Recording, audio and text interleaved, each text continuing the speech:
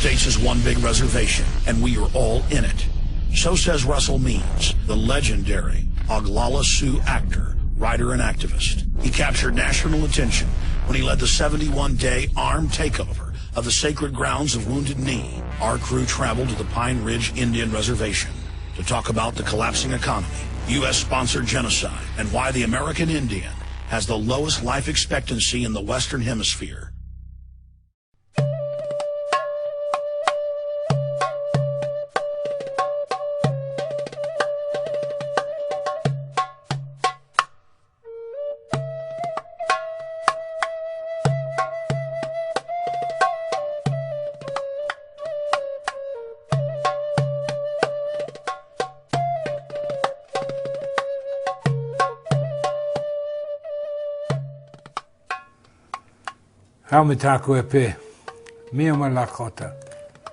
Hello, my relatives. What I have to say about myself is that I've been to prison, I've been a thief, I've been a doper, a dope dealer, and I've also gone to college. I'm an accountant and a computer programmer, as well as getting my doctorate in philosophy. I've been everywhere in the strata of white society. I've even hung around with multimillionaires when there were no billionaires. I am an Indian, American Indian. I prefer American Indian to anyone born in the Western Hemisphere is a Native American. I'm an Oglala Lakota from the Pine Ridge Sioux Indian Reservation, which is still designated in the Defense Department as prisoner of war camp number 44. You see, Indian people, we don't have any rights, any constitutional protections on the reservation whatsoever. No freedom of speech, no privacy. Well, you Americans are in the same boat. As far as being an American Indian and a Lakota, I also belong to the Republic of Lakota, because a significant portion of my people withdrew from the treaties we made with the federal government. The 1851 and the 1868 Sioux treaties and American treaties signed at Fort Laramie, which is now Wyoming. But that's in the Republic of Lakota. So when we withdrew from the treaties because of gross violations, according to the laws that the United States of America is signatory to, and we have a strategy for attaining our complete independence and a return for our land. I've written an autobiography, Russell Means, Where White Men Fear to Tread is the title. It's a very thick book, 550 pages, but I'm very proud. I've had 17 printings in 16 years. So people are interested in who we are. And it's actually a comprehensive history, based on my family, of our existence in the 20th century and the deprivations we went through and the trials and tribulations. And so if you really want to find out about us, read my book, and then you can go to research any place you want to. But you see, the sad thing in America is that we don't exist in the 20th century.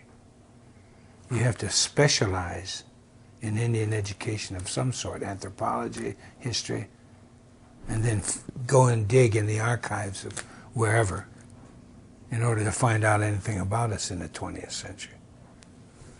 So there you have it. You know, the American people, for too long, have been an irresponsible, free people. And even generation to generation, as they've become less free, they don't recognize it. They have lost the ability of critical thought.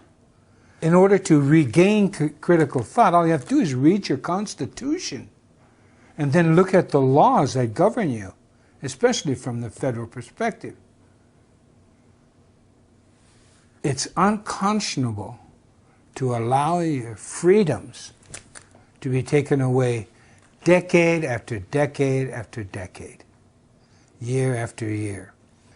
And I'm very proud of this, by the way. My nation, the Lakota, were the first nation to militarily defeat the United States of America on the field of battle. And that resulted in the 1868 Sioux Treaty.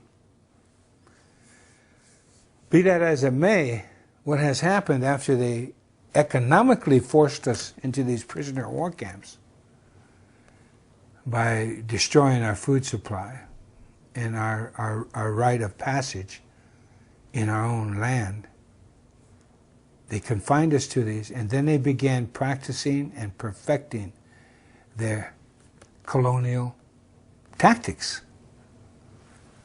What has happened is now America, because of the irresponsibility of your forebears and the irresponsibility of yourselves, you are now on one huge Indian reservation. All policies were bred and born and birthed on an Indian reservation, and then exported to the world, and now comes back on the backs of the American people. You have a near-perfect document. In the words of Benjamin Franklin in 1744, to a collection of colonists discussing freedom, he said to them, and I quote, "If a nation to the north can form a near-perfect union that has endured for centuries, why cannot we form a more perfect union?" Unquote. So they're talking about the Iroquois Confederacy, and that's where the Constitution comes from. Because in 1988, on the eve of the 200-year anniversary of the Constitution, it was a unanimous thank you by the Congress of the United States. They sent in writing to the Six Nations Iroquois Confederacy, thanking them for their input into the Constitution and the formation of the United States of America. So you see, the Constitution is Indian law, and that's why I love it.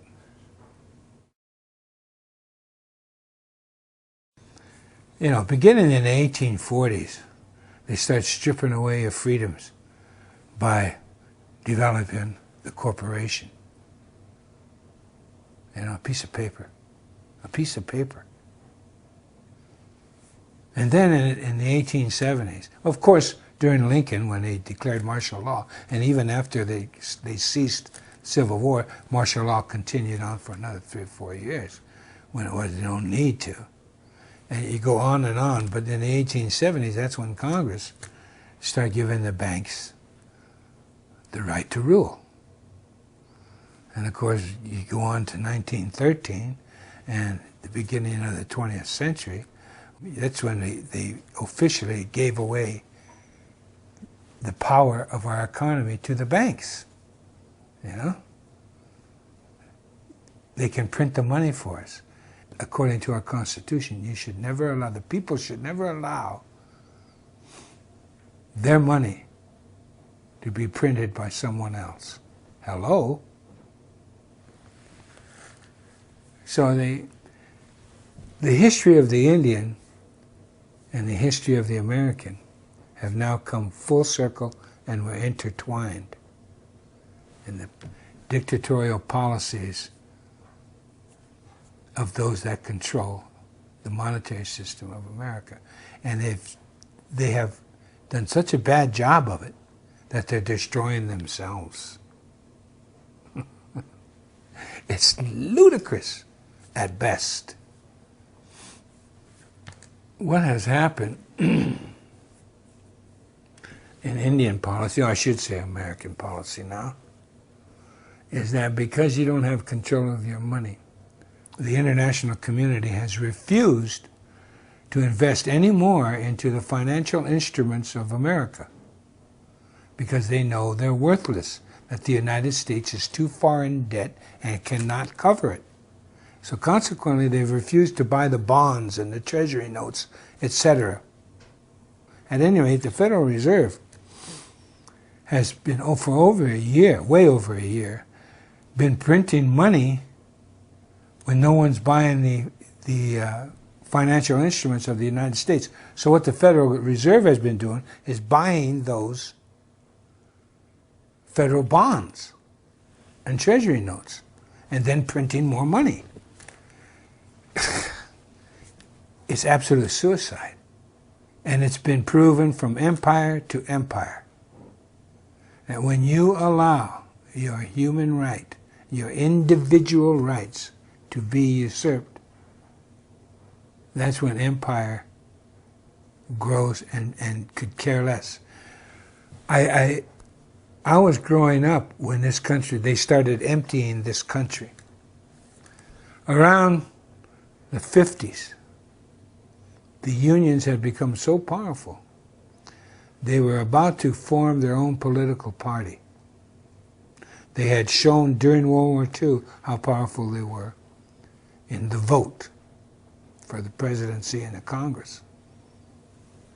But they sat down with the bankers and the government around 1950, give or take a year, and they made a deal. The leaders of the unions made a deal with the leaders of America and sold out the unions.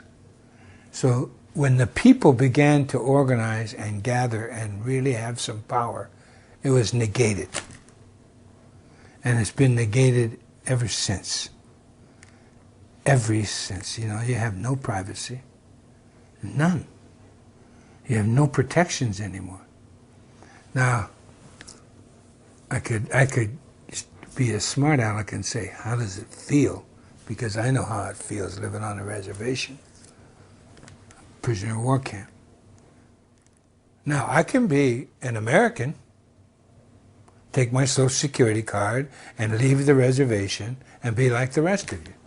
You know, they welcome that because in America, they had forced relocation for Indian people back in the 50s. It was fostered under Truman, the relocation plan. And the man appointed to run that, the first man, he was the one who headed up the Japanese internment relocation program during World War II. So he went and headed up the relocation office for the American Indians, and I went on relocation twice. That's kind of a con job, but anyway, I made it out twice. And that's what they want to do, a diaspora. And therefore, guess whose land they're after? In our